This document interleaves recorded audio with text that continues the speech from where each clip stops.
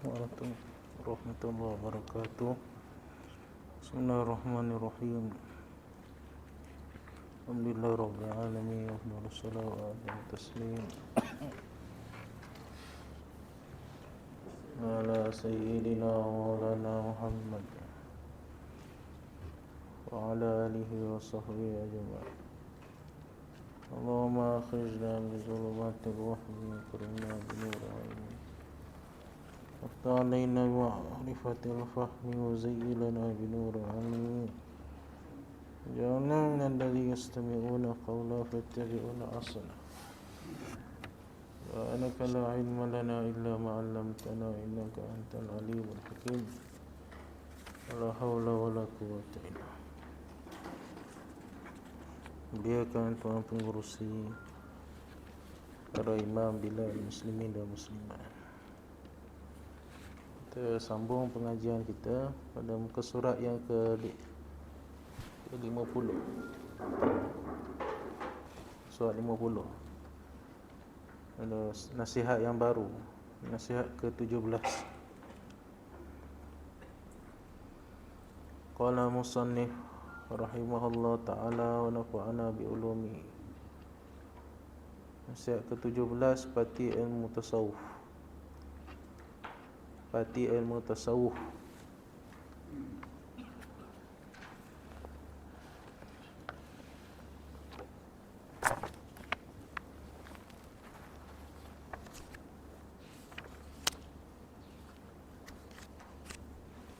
Khisalut tasawuf, terjemah pati.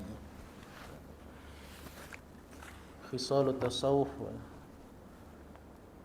Atau dia kata, saya tahu, wahai anakku yang tercinta, ketahuilah bahawasanya ilmu tasawuf itu mempunyai dua unsur. Lahu khasalatani. I'lam anna tasawuf lahu khasalatani.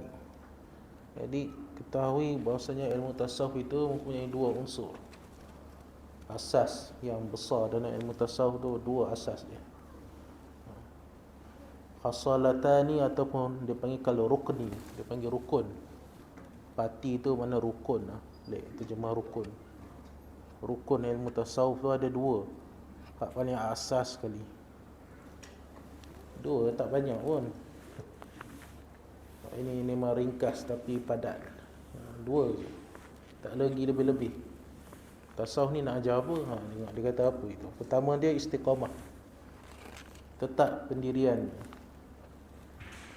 Kedua, baik kelakuan dengan makhluk. Pertama sekali istiqamah. Istiqamah ni mustamirun, sentiasa. Dia melakukan ketaatan. Walaupun apa jua halangan yang mendatang tu, dia tetap. Atau dalam istilah ilmu tasawuf dia panggil dawamul khudu', sentiasa hadir hati kita dengan Allah.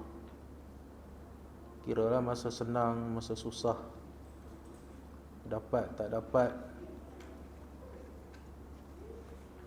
kira apa situasi yang berlaku, dia tetap istiqamah. Benda tu yang susah tu memang susah. Walaupun Allah Ta'ala perintah apa tu, fastaqim kama umirta, istiqamahlah kamu seperti mana yang telah diperintahkan. Senang je, cakap pun senang, tapi nak buat tu kan senang. Kerana kebanyakan orang ni bila dia ubah situasi dia, dia tak istiqamah dah. Susah tu. Bila dia jatuh pada maksiat, dia mula, dia tak istiqamah dah. Asal dah di taat. Taat, buat taat, sembahyang tahajud tiap-tiap hari, ditakdir jatuh maksiat sekali. Itu dia malas, dia tinggal. Itu pegang amal tu. Tak istiqamah tu. Lagi satu, kadang berubah ahwal, keadaan. Tuhan uji dia dengan masalah hidup. Mula-mula dia boleh ibadat. Pasal apa? Pasal semua cukup dah. Duit dah cukup, Anak-anak semua dah berjaya, dah ada PhD, dah kerja, boleh ibadat. Dia tak buat apa dah. Pun datang musibah banjir, contoh kan, tak buat dah. Dia selalu macam tu. Sebab maksud pada sufi tu sendiri satu, istiqamah tu je. Tak payah pergi benda-benda lain lah. Janganlah kita bayangkan tasawuf ni mesti sorban besar, kopiah panjang, jubah meleret, lepas tu pula baju kuning-kuning, baju koyak-koyak, tu sufi. Kan tasawuf kan macam tu. Satu je, istiqamah. Itu sufi nak ajar. Tapi ada sahabat yang zuhud sampai tara tu ada. Antaranya Sayyidina Umar sendiri. Sayyidina Umar baju sampai 12. Sayyidina Umar baju dia sampai 12.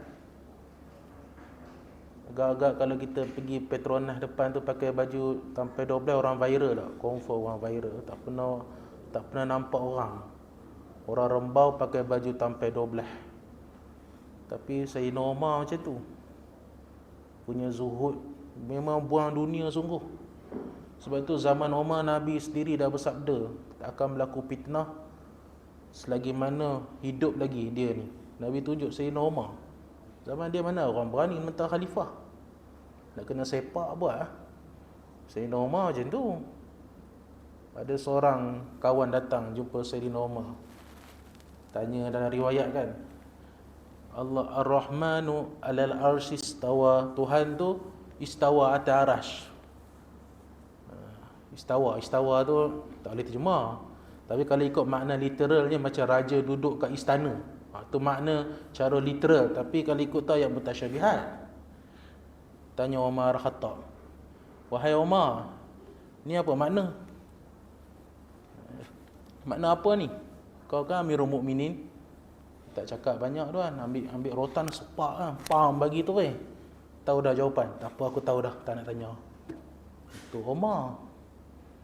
Ada dia seorang khalifah yang macam tu, dia baju 12 jahitan. Tasawuf tu dia memang buang dunia sungguh dia tu. Bukan tak ada sahabat macam tu, ada. Antara Umar Al-Khattab. Jadi tak heranlah setengah ahli sufi tu dia terlalu tak mau dengan dunia ni, sampai kadang pakaian dia tu lusuh. Itu mungkin setengah pendapat. Tapi sebenarnya itu pendapat yang bukan asas pada tasawuf. Tasawuf ni asas dia bukannya tunjuk ke orang. Asas dia semua dalam. Istiqamah tu asas dia. Kalau kita jadi apa-apa, hari ini dapat, lepas tu tak dapat, lepas tu hari ni musibah datang, esok gembira pula. Semua macam tu situasi yang berlaku tu, dia tetap dengan sembahyang dia. Anak yang macam tu, dia tetap dengan qiyamul lail dia. Dia tetap dengan Quran dia, wirid dia. Tak berubah. Pergilah, bawalah berjalan ke mana sekalipun, tetap dia dengan ibadat dia. Tu istiqamah. Sebab tu Imam Junaid ke siapa kata, istiqamah tu lagi baik pada alfin karamah kan. Al-istiqamah tu khairun min alfin karamah. Lagi baik pada terbang kat langit, lebih baik daripada berjalan atas air. Karamah yang paling dituntut tu istiqamah tu. Atau mata ikam tu, matan ke 125 tak silap. Dia kata iza waqa'a minka zam, kalaulah terjatuh pada kamu tu satu dosa, zam, fala yakun sababan, janganlah jadi sebab yu'ayyisuka min husulil istiqamah, menjadi sebab engkau berputus asa daripada istiqamah ma'a rabbika, bersama Tuhan kau. Jangan putus. Contohlah takdir hari ni kita buat dosa apa, kiralah dosa yang apa-apa sekalipun, tak boleh putus dengan ibadat. Terus lagi. Kalau kita putus dengan ibadat, itulah syaitan suka. Bila buat dosa, kita terus tak tinggal, kita tak semayang, kita tak sedekah, kita tak baca Quran lagi. Dia suka, ni geng saya ni memang nak macam tu. Sepatutnya bila jatuh tu dia lagi naik. Macam orang main bola, bila kalah, adakah dia kalah terus tinggal bola, tak nak lah sebab kalah? Tak ada, dia berlatih lagi, latih lagi, naik, menang pula, jatuh lagi tu. Macam tu lah ibarat orang yang menuju pada Tuhan. Pasal kita ni orang awam. Bila orang awam ni dia tak terlepas pada dosa. Jangan buat pasal lah kita memang berdosa pun. Masuk ustaz pun, ustaz dosa juga, dia manusia. Jadi sebab tu ulama kata kita ni umpama safar dar watan dalam tarikat Naqsyabandi tu, menuju ke negeri Darul Watan. Ditafsirkan ulama negeri yang kekal abadi, akhirat. Musafir semua, musafir.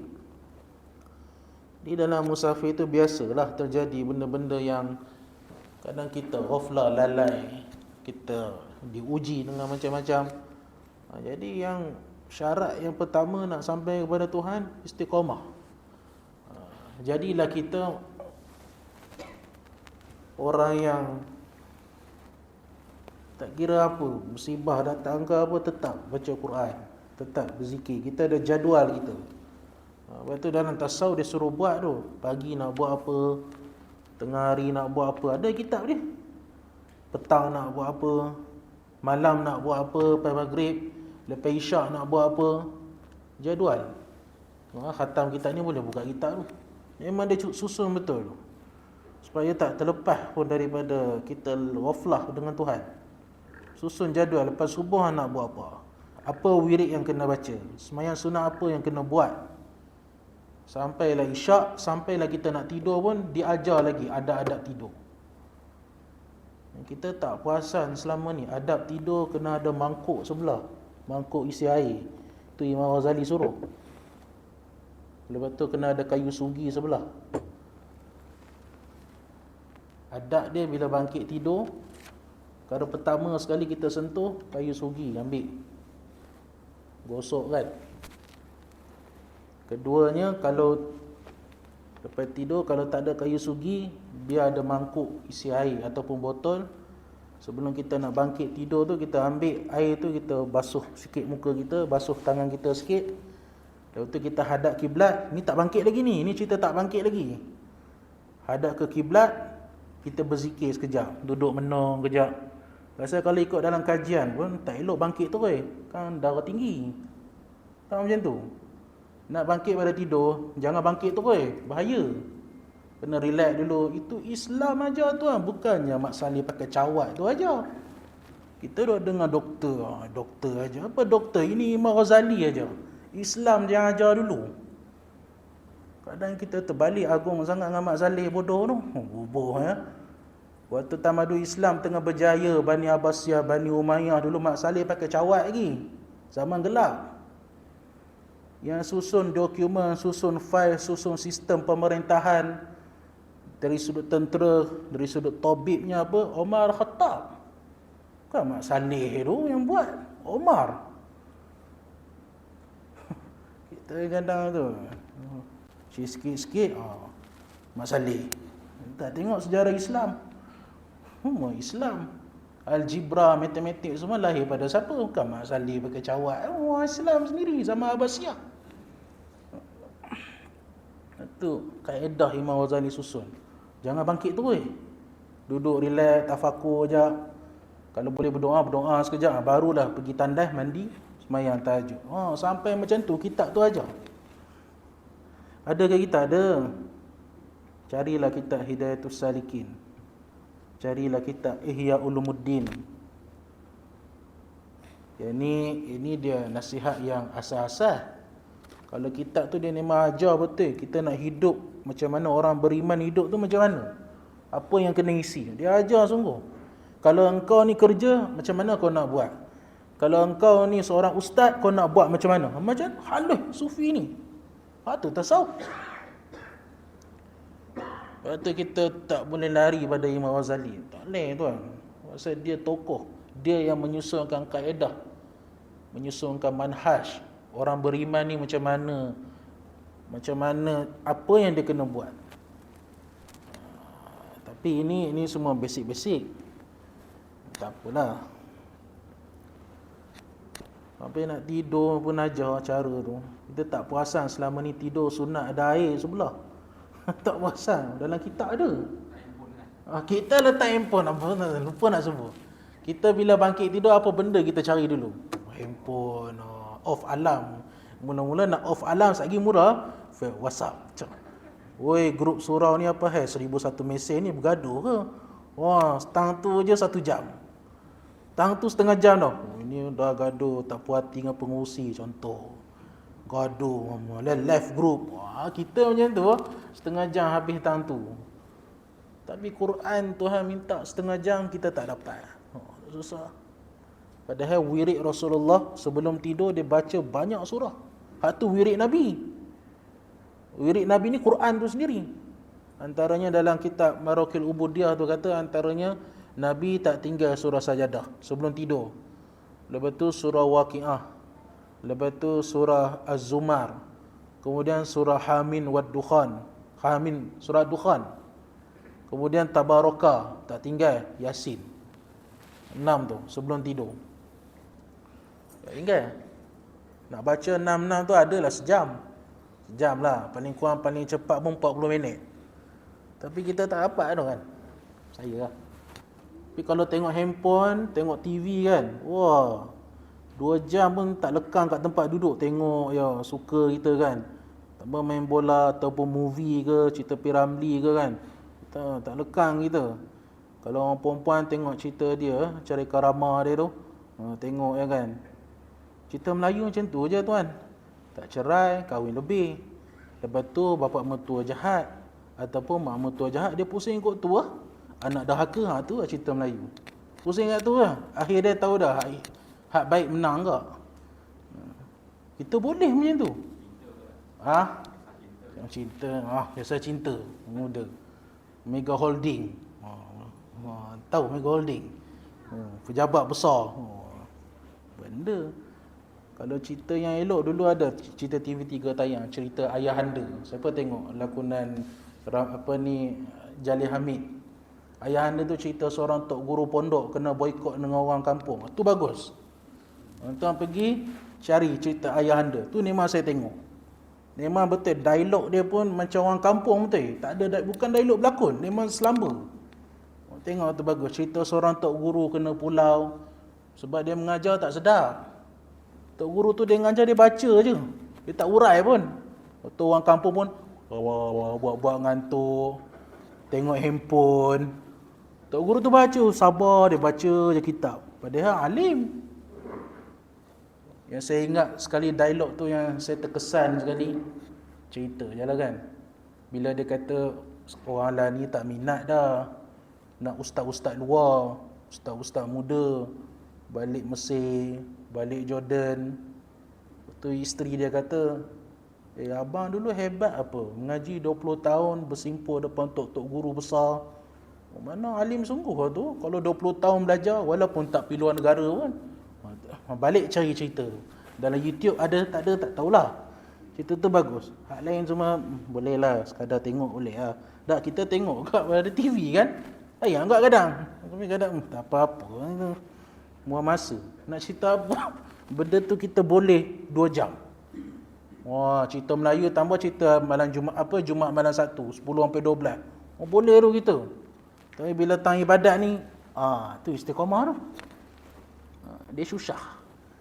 Sebabnya ulama kata salah satunya sebab dosa banyak. Jadi dia halang kita nak khusyuk. Jadi kena tukarlah. Saya pun nasihat untuk diri saya juga. Sebab tu istiqamahlah kamu walaupun kamu jatuh kepada dosa sekalipun.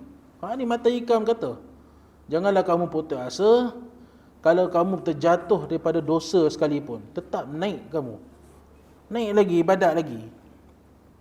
Walaupun dosa besar yang kita buat tu, seolah-olah kalau manusia tahu memang aib lah. Jangan berletai asu. Kenapa Tuhan tutup aib tu? Ada kebaikan, tu rahmat. Supaya engkau balik pada dia.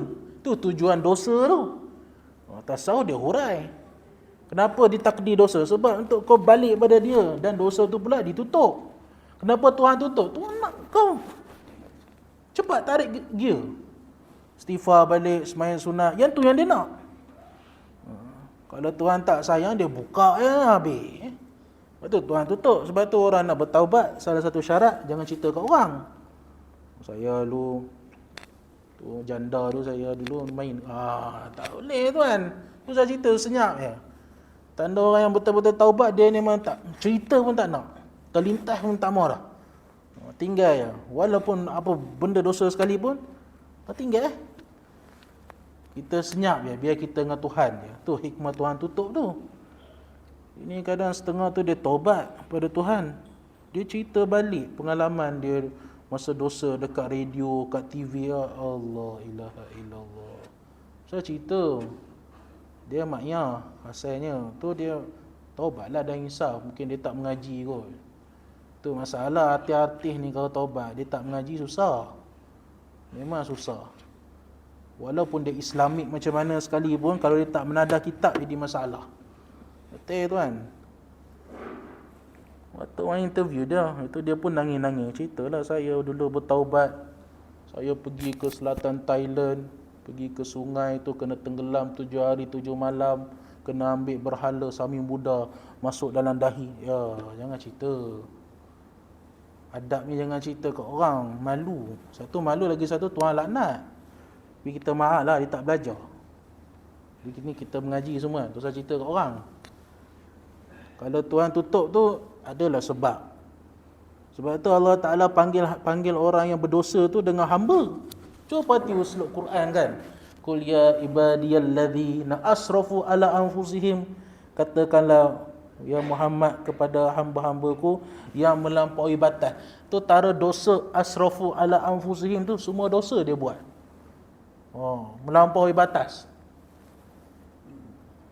Tuhan panggil hamba, Tuhan panggil dengan kalimah nida kan, ya ibadi, wahai hambaku. Dinisbahkan pada dia pula, ya ibadi kan, tu domain tu. Dia tak panggil ya ibadah rahman tak, tapi ya ibadi, hamba aku. Tuhan tak hukum dia walaupun dia maksiat pun. Patut kata orang tasawuf macam tu. Untuk orang yang dah pencen pula, ada dari segi sufi. Kami dulu dah muda-muda, dah macam-macam dah buat, sekarang baru nak datang surau. Tasawuf nasihat, tapi saya lupa matan Arab. Dia kata kalau masa muda dah tak boleh balik, kita dah menyesal. Dia kata jadikanlah hak yang akhir ni sebaik-baik amalan. Jangan putus asa. Berdasarkan hadis Nabi, innama a'malu bil khawatim, sesungguhnya penghujung tu, sesungguhnya amal tu akhir sekali. Apa dia buat? Jangan kira lah nak patah balik masa muda, memang tak boleh ya. Semua orang nak patah balik kan. Orang tak nak, mesti nak patah 10 tahun dulu. Kalau boleh nak ubah, dah tahu nasib macam ni. Tapi dia tak boleh. Boleh, saya pun nak ubah balik kan. Tapi kita tak ada mesin cahaya masa tu. Masuk almari, masuk dalam tu, balik tahun lepas. Tahu mesin cahaya masa? Cerita Doraemon tu kan ada mesin laci tu. Buka laci tu balik. Tengok kita masa lalu kan, kita nak buat tu, kita tumbuk diri kita sendiri. Jangan buat ni, menyesal nanti. Masa depan berubah. Mak Saleh main cerita, tahu tu dah lah. Supaya apa? Dia nak selit tu je. Takdir ni kita boleh ubah. Dia takdir tak boleh ubah tuan. Kita berdoa malam-malam, siang malam, panjang umur apa semua, itu berubah di lauh mahfuz sahaja. Ilmu Tuhan tak berubah. Ilmu Tuhan qadim. Semua dalam ilmu Tuhan je. Yang berubah di lauh mahfuz dia, di padang malaikat. Ilmu Tuhan tak berubah. Tuhan bukan macam tu, bila kita doa baru dia bagi dak. Tuhan tahu dah sebelum kita doa, Allah Ta'ala tahu dah kita nak apa. Jangan jadi macam zaman Sayyidina Abdullah bin Umar. Datang 2 orang daripada Kufah. Kufah ke Basrah saya tak ingat dalam syarah Imam Nawawi tu. Datang naik unta tuan. Nak tanya ilmu je, satu soalan je, naik unta 3 bulan. Kita lah ni maghrib isyak pun dah orang payah nak mari. Tu sekarang naik unta nak tanya satu soalan je. Sampai musafir daripada Kufah ke Madinah berapa bulan. Naik unta berkeldai, bawa barangan sikit. Sampai Madinah, jumpa Abdullah bin Umar tengah berzikir wirid dalam masjid. Waktu tunggulah kat belakang tu Zainab Abdullah bin Umar baling kata, daripada mana tak pernah nampak muka kat Madinah pun. Kami pada Kufah ada. Kenapa? Sana ada pahaman pelik sikit kata. Kenapa ni pahaman apa? Dia kata pahaman dia tu Tuhan dia tak tahu. Melainkan kita buat baru Tuhan tahu. Zaman tu ada dah Tuhan pahaman macam tu. Sahabat besar hidup lagi tu Abdullah bin Umar ni jangan cakap lah Tuhan. Sahabat yang paling warak sekali.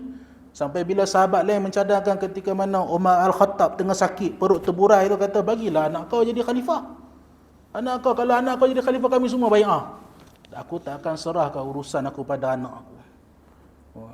Tu Abdullah. Wahai Abdullah bin Umar, hang dengar, walau aku mati macam mana sekalipun, jangan sekali-kali campur urusan pemerintah. Aku tak bagi. Sebab tu Abdullah bin Umar bila Ali dengan Muawiyah gaduh, Aisyah dengan Ali gaduh, tak campur. Duduk dalam rumah ibadat, senyap. Tak belah mana. Waktu bila dua orang lelaki tu mengadu, kata Tuhan ni tak tahu. Macam contoh dalam surau ni kan. Bila saya duduk saja nak mengajar, baru Tuhan tahu. Oh, nak mengajar. Dah ada dah zaman dulu. Kata Abdullah bin Umar kata, bila dengar macam tu, nahnu bari'un minhum wa hum bara'a minni. Kami berlepas diri pada mereka dan mereka berlepas diri pada aku. Nak kata apa tu? Kafir tu ke? Tu sahabat Nabi. Kalau main tauhid dia tak main-main dah. Tak ada dah. Itu kita kena dakwah elok-elok. Tak ada lagi mampu hang kafir tu ke. Tu. Dia kalau main tauhid ni, ni saya tak ngajar tauhid sini, dia slow sikit. Kalau saya ngajar tauhid aman naik angin. Dia sahabat Nabi macam tu. Waktu Abdullah, antara sahabat lain pun ada sezaman dengan Abdullah bin Umar kata, kalau kamu jumpa puak-puak tu, kamu jangan bagi salam, kamu jangan semayangkan dia, kamu jangan tanam kubur orang Islam. Tegas dengan akidah. Tu. Jadi kita berdoa apa semua tu yang berubah Lauh Mahfuz je. Ilmu Tuhan tahu lama dah. Sebelum kita nak angkat tangan, Tuhan tahu dah. Wallahu khalaqakum wa ma ta'malun. Tuhan cipta apa yang kamu buat. Itu semua Tuhan cipta. Jadi balik pada sini, kalau kita dah buat dosa zaman dulu kan, yalah kita zaman muda-muda dulu, maksud saya pun siapa-siapa lah. Dalam kitab Tajul Arus kata, jadikanlah baki yang ada ni sebaik-baik amalan. Jangan putus asa lagi tu. Dia bagi galakan lagi. Tu sufi. Sufi ni dia tak hukum tuan. Datanglah dia maksiat macam mana pun, ahli sufi dia tak hukum. Kalau dia muka syafaat betul pun dia tak akan cakap. Walaupun terbuka, dia ni muka babi. Dia memang walaupun dia nampak, tapi dia tak, adabnya dia tak cakap. Tu ahli tasawuf betul. Sebab tu dalam mata-mata hikam yang lain, ada seorang syekh tu sendiri, dia rayu orang-orang yang maksiat ni. Orang-orang maksiat datang masjid dia, marilah makan sini, marilah makan dengan saya semua. Waktu orang-orang taat ni macam jealous lah, kenapa syekh tak rai kami duk semayang dengan dia, duk wirid dengan dia, saya tak makan dengan kami. Kenapa tak rai kami macam rai orang baru datang? Dah, pasal aku nampak dalam hati hampa sombong dengan ibadat, aku tak rai. Hak depa ni menyesal dengan dosa, menyesal, rasa malu. Depa nak jadi baik tapi kadang jatuh lagi. Tak tu bagus. Tapi kan sebuah maksiat. Tapi dia kata hati dia munkasirun, dia sentiasa rasa rendah diri. Hak tu kadang baik lagi. Kan? Jadi jadikan baki amal kita. Terus lagi. Masuklah yang cakap ni pun. Nak patah balik tak boleh dah tuan. Nak patah balik jumpa diri kita sendiri kan. Macam dalam cerita orang putih tu lah. Cerita apa tu yang baru tu. Orang muda suka. Saya duk layan tengok macam tu. Cerita Marvel tu, Avenger. Tengok gak kadang keluar TV. Mereka boleh balik patah. Balik masa lalu balik. Ubah nasib. Tu dia nak ajar orang tak percaya takdir. Padahal orang tak percaya qada-qada ni zaman sahabat lagi. Zaman sahabat Nabi dah ada dah orang tak percaya dengan takdir Tuhan. Jadi pertama istiqamah. Sama-sama lah saya. Kalau saya yang bercakap ni saya paling betul tak. Sama-sama kita lah tuan. Kita ada amalan kita tambah akhir zaman ni. Akhir zaman ni kena ada amalan, kena kuat. Kena ada zikrullah, kena ada baca wirid-wirid, baca Quran jangan tinggal. Ni akhir zaman dah ni. Macam-macam fitnah zaman sekarang ni. Itulah ni viral apa? Simpan makanan. Itu pun masalah juga. Simpan, tapi jangan terlalu obses. Kita benda tu pertengahan sudahlah. Jangan kita panikkan orang, kita bagi orang beriman jadi takut. Kadang-kadang orang viral gambar pasar raya tu gula dah habis. Padahal stok gula tak datang lagi. Dia tangkap tu tengok. Oh, tengok gula dah habis ni, nak akhir zaman ni, Dajjal nak datang. Orang jadi kelang kabut masa tu. Padahal lori mungkin sangkut ke apa, esok sampai. Macam tu kita jangan. Memang akan, ya, ada benda tu memang ada hadis Nabi suruh simpan makan. Tapi kita jangan terlalu sangat. Kita pertengahan sudah.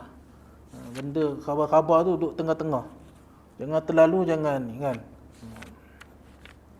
Okey, sambung kitab. Pertama istiqamah, tetap pendirian. Orang nak kata kita kolot ke, orang nak kata kita ni apa, dia tetap. Orang nak kata kita ni jenis orang lama ke apa ke, dia tetap macam tu lah dia. Itu istiqamah. Orang cakap orang keji macam mana pun, macam tu lah dia. Macam tu lah Sayyidina Ali kata. Orang keji ke, orang hina, orang puji ke, duk sorang-sorang ke, duk ramai-ramai ke, tetap dia baca Quran, dia berwirid, berzikir. Itu istiqamah insya-Allah. Siapa yang Tuhan dorongkan dia istiqamah, adalah tu benda yang Allah Ta'ala nak bagi kat dia. Ada sebab lah tu. Mesti semua ada sebab. Jangan tak ada langsung tuan.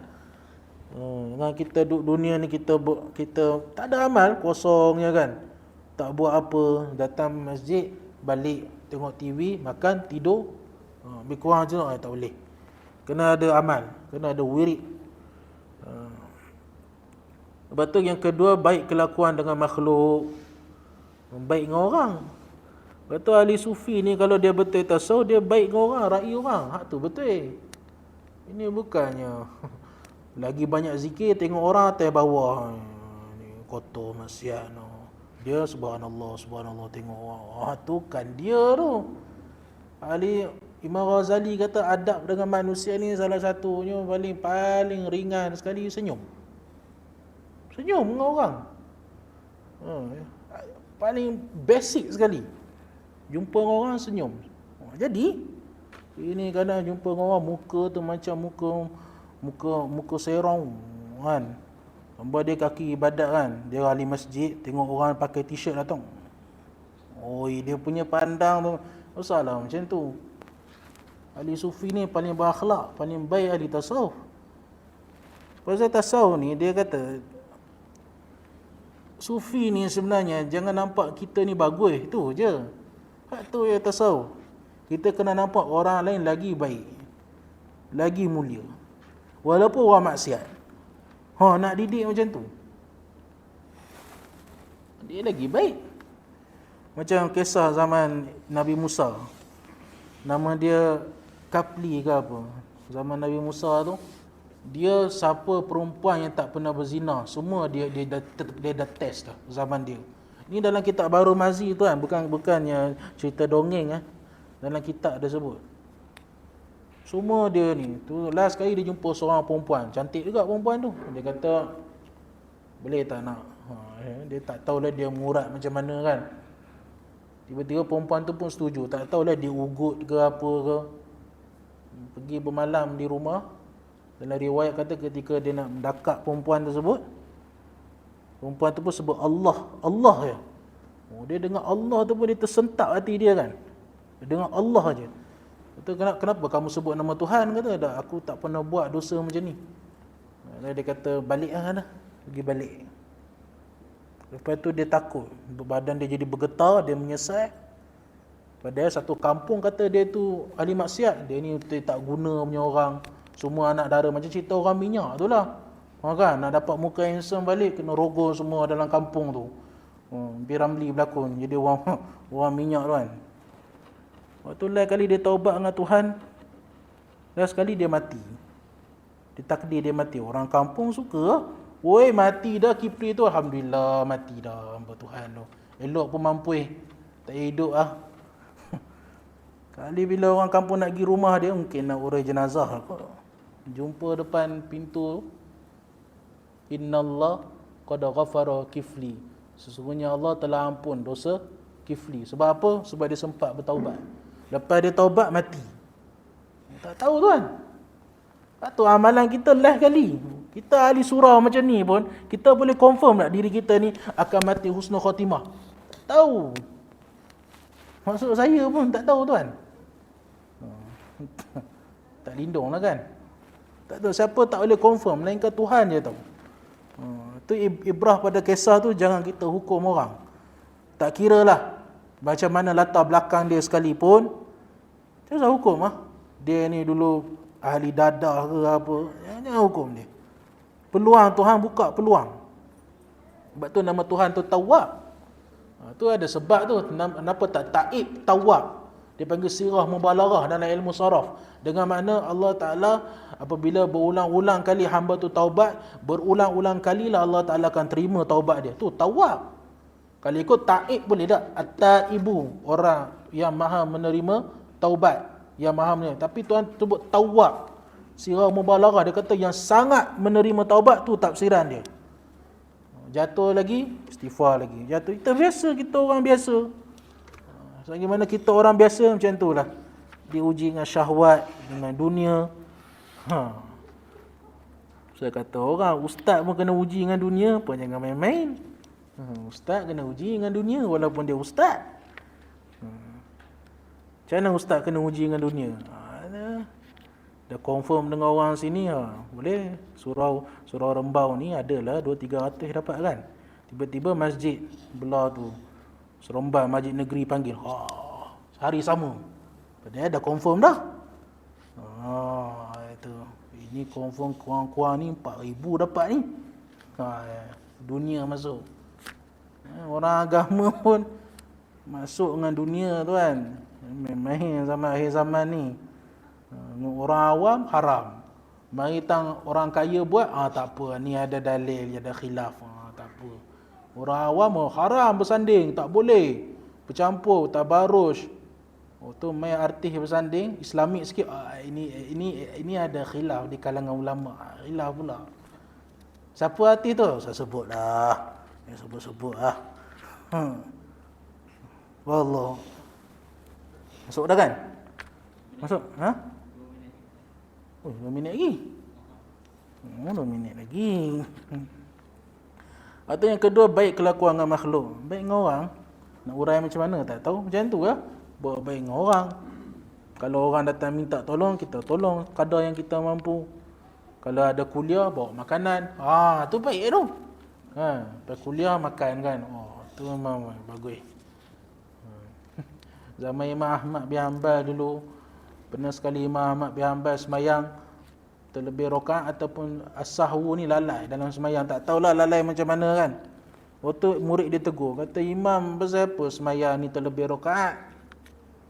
Kamu tu Imam Ahmad mazhab Ambali, ni semayang pun ghaflah. Tak, aku cari satu hadis 3 hari aku tak makan. Waktu aku semayang pun macam tu dia tuan, cari ilmu 3 hari tak makan. Kita cari ilmu lepas ni tak tahu lah ada ke tak, Allahualam kan. Kalau kuliah subuh tu ada dah nasi lemak kan. Kalau kuliah subuh janganlah lebih pada syuruk. Lebih pada syuruk mesti orang tengok tak puas hati. Mesti orang lapar. Tengok ya kan, punya ada nasi lemak belakang. Orang dulu punya mujahadah, malu kita. Itu buat baik dengan orang, senyum, bagi salam, hormat orang. Betul dia kata apa situ? Sama sikit lagi. Kitab ni ringkas betul. Maka sesiapa yang tetap pendiriannya dan baik akhlaknya, 2 tu je, dengan manusia, tak kira lah dia pendosa ke, dia ahli taat ke, orang soleh, kita baik dengan semua orang, serta ia bergaul dengan lemah lembut. Tu dia, lemah lembut. Jangan maki orang, kena lemah lembut. Allah Ta'ala perintahkan Nabi Musa dengan Harun, faqul lahuma qawlan layyinan. Kamu berdua habaq kat Fir'aun tu cakap elok-elok, bukan suruh herdik, cakap baik-baik, lembut-lembut. Tu akhlak Nabi, lembut dengan orang. Tapi tang tegas. Macam Abu Bakar, lembut-lembut dia suruh bunuh tu Abu Bakar macam tu. Walaupun dia lembut pun. Tapi dia tang zaman Osman lah mula fitnah. Sebab Osman ni lembut sungguh. Kau tengok dalam sirah Osman ni apa orang dah, tak apalah, maaf biarlah, tak apalah nanti Tuhan kan. Tu perangai Osman macam tu. Perangai Omar tak ada. Omar tu sepak tu Omar. Nak apa? Lepak-lepak tepi jalan tak boleh sama Sayyidina Omar. Ni buat apa Tak saja sembang. Tak sembang apa? Tak sembang pergi balik dia aku pelepak dengan ni. Tu Omar. Tapi zaman Osman tak apalah, sabarlah, tak apa. Sebab tu zaman dia tu orang dah tak puas hati. Sebab salah satunya banyak sahabat-sahabat yang ada jawatan besar, antaranya Abu Musa Asy'ari kena lucuk jawatan. Lepas tu waktu tu dah berlaku dah antara keturunan Umayyah dengan Bani Abbasiyah ni dah mula panas, dia tak ngam. Sebab Sayyidina Osman ni dia suka bagi jawatan-jawatan dekat keturunan Umayyah semua. Muawiyah, Abu Sufyan, dia bagi keturunan Umayyah. Kat Bani Hashim ni tak bagi, dia pecat semua. Tu yang orang dah ni tak boleh. Orang jadi naik angin. Dia ni memang lembut. Sampai orang nak bunuh pun dia kata tak apalah, baliklah, tak payahlah jaga aku, balik. Macam tu. Zaman dia begitu, lembut sangat. Lepas tu zaman dia kena fitnah macam-macam. Start pada tu yang lagi zaman Osman, zaman Ali, zaman Bani Abbasiyah. Tuan-tuan baca dalam sejarah. Tapi mula start pada Osman. Zaman Omar tak ada. Zaman Omar orang tak berani. Sebab dia tegas. Supaya zaman Abu Bakar Siddiq pun dia tegas, walaupun dalam lembut-lembut dia pendek ya Abu Bakar ni, tapi dia kalau mari tang hukum hakam dia tegas. Qala, maka orang itu ialah seorang sufi. Kalau dia ada lemah lembut, dia tetap pendirian, sufi dia lah tu, ahli tasawuf. Mana kata ahli tasawuf ni bukan garang-garang, semua lembutnya. Kalau tengok syekh-syekh yang betul-betul syekh sufi ni, semua dia ra'i semua. Ra'i kadang bagi duit lagi. Dia tak menghukum. Tu dia kata istiqamah bermakna bahawa ia mengorbankan segala kehendak nafsunya untuk mendapatkan keindahan peribadinya. Istiqamah bermakna bahawa ia mengorbankan segala kehendak nafsunya. Korban lah tuan. Patut malam-malam sedap tengok TV, kita tutup baca Quran. Tu istiqamah. Kena ada pengorbanan. Kena ada mujahadah. Dah lah kot, isyak dah. Dengan nak pun habis, tak payahlah kot. Cukup lah tu. Itu kita sambung pada episod akan datang lah, insya-Allah. Macam filem pula. Jadi episod-episod ni ada rakam ni episod ni. Rakam. Bahaya rakam, tapi tak apalah, semua ada dalam kitab. Wallahu subhanahu wa ta'ala a'lam bissawab. Nak tanya. Ustaz Khalid nak tanya. Mesti.